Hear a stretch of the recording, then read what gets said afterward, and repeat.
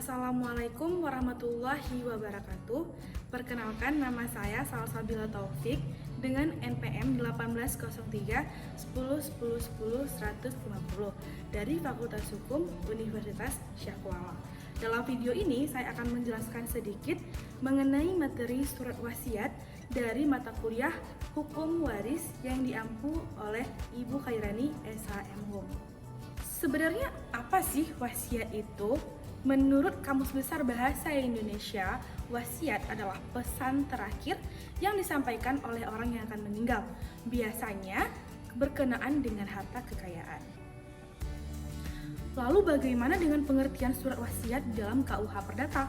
Dalam KUH Perdata, pasal 875 KUH Per menyatakan bahwasanya surat wasiat berisi akta pernyataan seseorang yang dikehendakinya ketika ia meninggal nanti.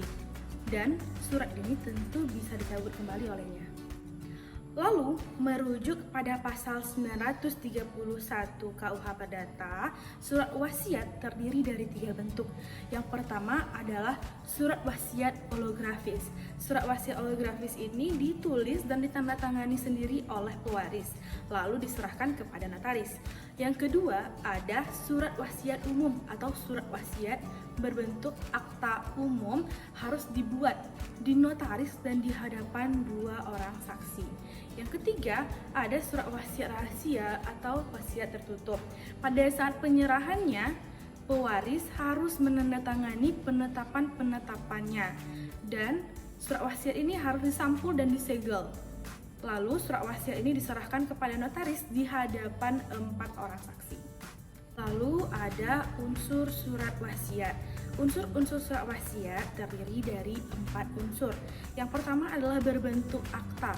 Tentu saja berbentuk akta karena surat wasiat ini harus dalam bentuk tulisan. Maka dari itu berbentuk akta masuk ke dalam unsur-unsur dari surat wasiat. Yang kedua adalah pernyataan kehendak, yang berarti melakukan tindakan hukum sepihak. Tindakan hukum sepihak adalah dengan menyatakan satu orang saja sudah menimbulkan akibat hukum. Yang ketiga adalah apa yang terjadi setelah dia meninggal. Tentu saja ini masuk ke dalam unsur karena surat wasiat berlaku setelah pewaris meninggal dunia. Yang keempat adalah dapat dicabut kembali. Dalam pasal 992 KUH Perdata mengatakan bahwasanya pencabutan itu harus dilakukan dengan wasiat baru atau dengan akta notaris khusus. Dengan mana pewaris harus menyatakan keinginannya untuk mencabut wasiatnya sepenuhnya atau sebagiannya. Demikianlah penjelasan saya mengenai surat wasiat dari mata kuliah Hukum Waris. Semoga bermanfaat. Terima kasih. Assalamualaikum warahmatullahi wabarakatuh.